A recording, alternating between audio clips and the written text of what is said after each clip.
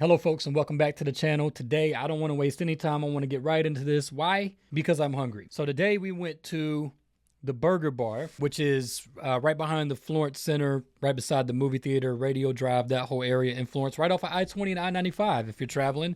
And we got items because we're going back to our ranking in an effort to find the best burger in Florence, South Carolina. And so with no further ado, let's get into what we've got here. I did the build your own cheeseburger. All right, that's what I did on their menu. They have a diverse menu. It's obviously the Burger Bar. Mainly burgers is their thing. But there are other items as well that they do. They've got some unique items on their menu. We got one of them today that I'm really excited about. It was a last minute audible decision. But I did the build your own burger. We've got the standard lettuce, tomato, mayonnaise, cheese, onions, pickles. That is cheddar cheese. Also at Burger Bar, they do the hand-cut fries, which for me is a mood. Like, I gotta be in a mood for those. And today I'm feeling it. And then finally, we got an item that I'm very excited about. These are fried jalapenos. I'm actually keep these down here because I'm running out of space. And we got a couple cups of their ranch also to go with those. And they actually give you whole paper towels at the Burger Bar. I kind of like that. I guess that's a paper towel. I don't know what that is. They're large. Those are the items that we have before us today, folks. And what are we drinking? It's just good old-fashioned H2O going into the Florence Foodies cup. And they do have the crushed Sonic Ice, so I'm sure that some of y'all will get very excited about that. Now, let's dive right in and let's discuss. So again, we're on the hunt for the best burger in Florence, and right now we have 5 burgers listed so far. You can see that list on your screen. Let's start off with a couple of these hand-cut fries. Check this ranch out.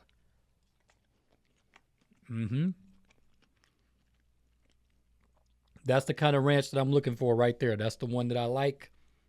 I'm going to give them an A+ on that ranch. Let's grab one of these. I'm going to be honest, I had a couple of these in the car on the way here. That's good. And these are pickled jalapenos also.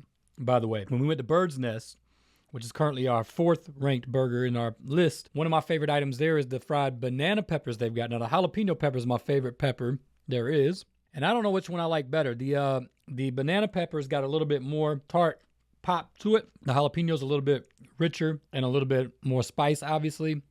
These are solid. I think they're side by side. It just depends on what mood you're in. Let's get into this burger.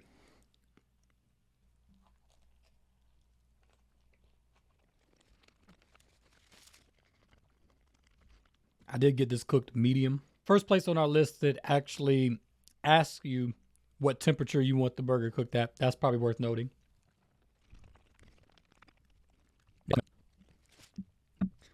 This reminds me a lot of the Bird's Nest in this regard. I think that's a potato bun. I went into this with a low expectation, and the reason why is I've been to Burger Bar as many times as I can count on one hand. I don't recall ever being blown away. Like, I've only been 4 times. I think somewhere in the midst of that, I don't have specific examples to cite.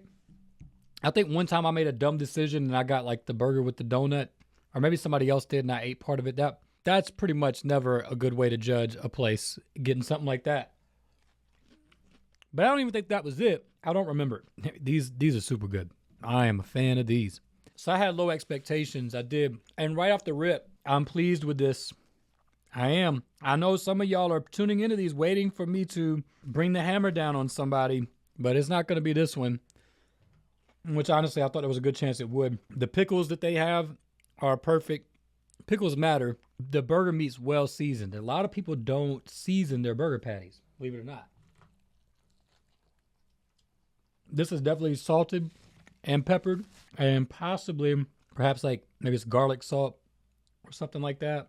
Unfortunately, I didn't bring my other camera, so you're not going to be able to get a good shot of this, but you can actually see the sear on this with the seasoning. It's executed well. Yeah. It is. Like I said, I do think that's potato bun. Pretty sure. Whatever it is, it's also good. It's a middle shelf bun. It's not a bottom shelf bun. Everybody's not the biggest fan of these. house cut fries. And like I said, I have to be in a mood for them. But they're fine right now. They're a hidden spot. Look at that one. Where'd he come from? This is these house cut fries are a good segue to what I want to talk about today. We eat, we chat, and then I'll officially rank this, put it on the spreadsheet at the end of the video. I don't know where I'm going to put it yet. I still have to think about it. Okay, now, you know who else used to have fries pretty much just like this? Not always. They actually changed them. Maybe somewhere around 2008-ish or something like that. Somewhere in there. Somewhere in there they changed their fries. But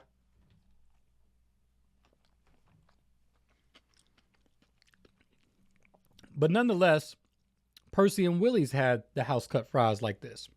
All right. Now, for those of you that do not know, Percy and Willie's was a long-standing restaurant in Florence dating back to the 90s. They closed a couple years ago, and the building's sitting there for sale. And it's very unfortunate because Percy and Willie's was a staple locally. I mean, for a long time, Percy and Willie's in Redbone Alley, which also just went under new management or ownership, but they were the two restaurants that were mom and pops, that were independently owned, that were go-tos for the citizens of our community. And we haven't had Percy and Willie's in a couple of years. And now that building is sitting there vacant. Now, what made Percy and Willie's unique? And to my knowledge, there is not another place in town that has this, was that Percy and Willie's cooked their meat on an open flame, a wood grill. And they would literally feed this grill wood from like 9:30, 10 in the morning until the last hour of business at night. And it was truly wood grilled food. And I don't think anybody else has that here. I know some people do the charbroiled thing, but no, this is literally, I'm guessing, but I think that that grill's probably about 4x4, maybe something like that. Pretty large grill. You put a lot of meat on that grill at one time. And it's just empty now. It's a ghost town in there. And I think it's very unfortunate. I think many people in our community think it's very unfortunate. And so what I'm here to say is that we would like to see one of the following things happen. I think there's no reason that one of the following things should not happen. One, we'd like to see Percy and Willie's make a return. So if there's somebody out there, an investor, a restaurateur, that wanted to call the previous owner, I have no inside information. Would the previous owner sell you the rights and the brand of Percy and Willie's to just do a Percy and Willie's 2.0? I don't know. I know if you want to buy the building, I am a local realtor. I can help you with that. Call me. As far as the restaurant branding, I'm not sure. But what I'm saying, would we like to see Percy and Willie's revived? Sure. I think a lot of us would. But it's more the facility that I think is the value, because it's turnkey. I mean, for all intents and purposes, you could go in there and set up shop basically immediately. There's a wood grill in there. The vent, the hood is already there. There's a whole line. There's a kitchen, a full service kitchen already established in the building, not to mention the bar space up top and the entire dining area. So the point is, though, it's turnkey. You may want to change the decor, reupholster some of the seating, change the color scheme, that kind of thing, to separate from the Percy and Willie's branding and do your own thing. And that leads me to my next point. It doesn't have to be Percy and Willie's 2.0. That wood grill aspect is going to set you apart. And so if a chef was to come in with the vision and the creativity, I mean, imagine what you could do there.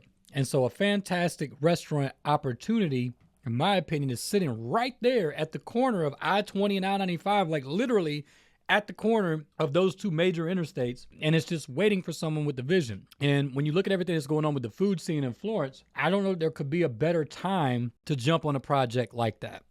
And I'm going to tell you something. We have been very patient, and we've extended a lot of grace about this situation, because we knew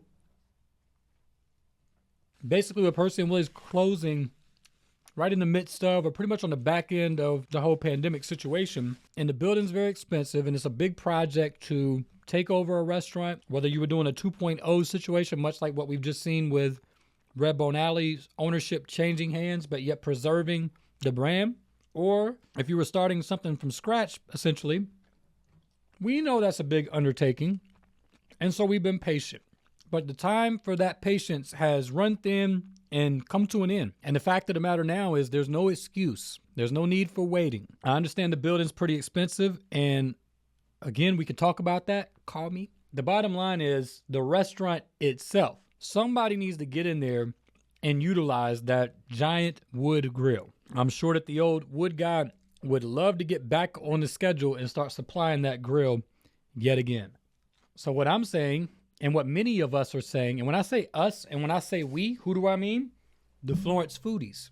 That's who we are. And we have been patient and we have been graceful, but we are ready for somebody, maybe you, to do something with that Percy and Willie's building. If you need ideas in terms of a menu, we have a large think tank called the Florence Foodies that can help you come up with some ideas that will sell and sell well. All you have to do is execute. So I believe that should this video make the rounds, there are going to be many people in this town of 40,000 people, in this county of 150,000 people almost, and beyond, because a lot of people used to come from Dillon County to eat there. How do I know? Because I worked there for a while. And all those people out there, many will agree with me. I know that many people will be happy to see a Percy and Willie's 2.0. No rebranding, no changing of the menu, just get it back up and running and executed well, running efficiently. That'd be fine. But I think people would settle and also be satisfied if someone was to come in,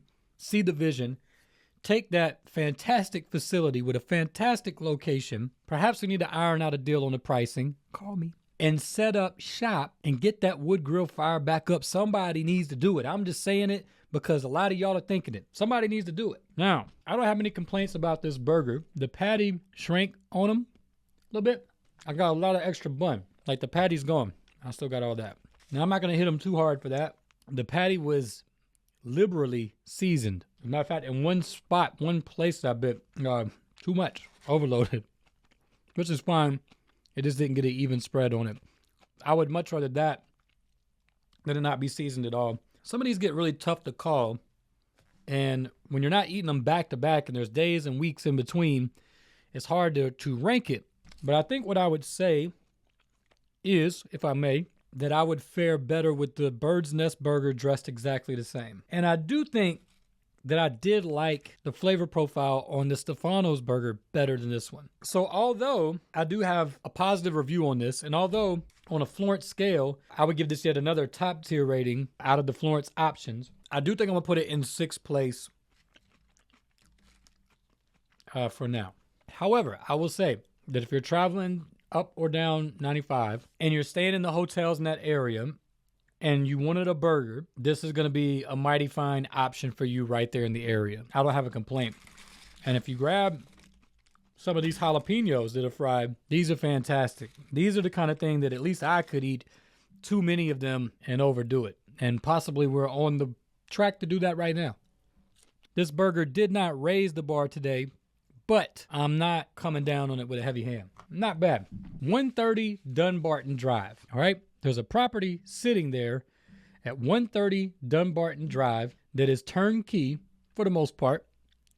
I'm sure there's some things that would need to be done, and there's some personal touch that I believe a new prospective owner would want to put on it, even if it was Percy and Willie's 2.0. But for all intents and purposes, 130 Dunbarton Drive has a fantastic property that is ready to go, and it needs to be filled with people that are cooking and serving quality food. That just needs to happen. I will confidently speak on behalf of the Florence Foodies when I say we want something operating out of 130 Dunbarton Drive sooner than later. Do not let me see that thing go under contract. I don't want to see this, and it's an insurance agency or anything other than a restaurant. I want to look up one day and see 130 Dunbarton Drive has gone under contract with the press release that there's a restaurant coming to town. And better yet, I'd really like to get the contract on 130 Dunbarton Drive. So if you're interested, but seriously, it's too good of an opportunity to pass up. And I would say that the time is now. There's a lot of growth specifically in our food scene, and our community would love to see somebody, maybe you, get in on the action and fire that wood grill up. So with that being said, Burger Bar is fine with me. Who knew? I didn't. This is the first time I've been that I was like, wow, okay, I like that. Shout out to whoever's seasoning the patties back there. Thank you, sir or ma'am, for your service. Though that burger is bringing up the rear of our current rankings, I don't think it'll finish there. And overall, it's a good experience Pretty cool, interesting little restaurant, and they do have some good, unique items like this. I don't know anywhere else you can get these. So you got the banana peppers at Bird's Nest. You got jalapeno peppers at Burger Bar. Take your pick. They're both good. This ranch is excellent. I'm satisfied with this. This all costed $19, roughly, for those of you who are wondering. Let me know in the comments. And as a matter of fact, share this video. Let whoever's out there know he's right. We want Percy and Willie's back and or something in that space. What would be real cool is if somebody did a hybrid, did a menu where they paid homage to the old Percy and Willie's menu, but then did their own thing as well. That would be totally acceptable. Florence Foodies, let your voice be heard. Now is the time for us to rise up and make a difference in the Florence food scene. And with that being said, I look forward to seeing y'all out and about. In the meantime, y'all take care, and we'll see you on the next video.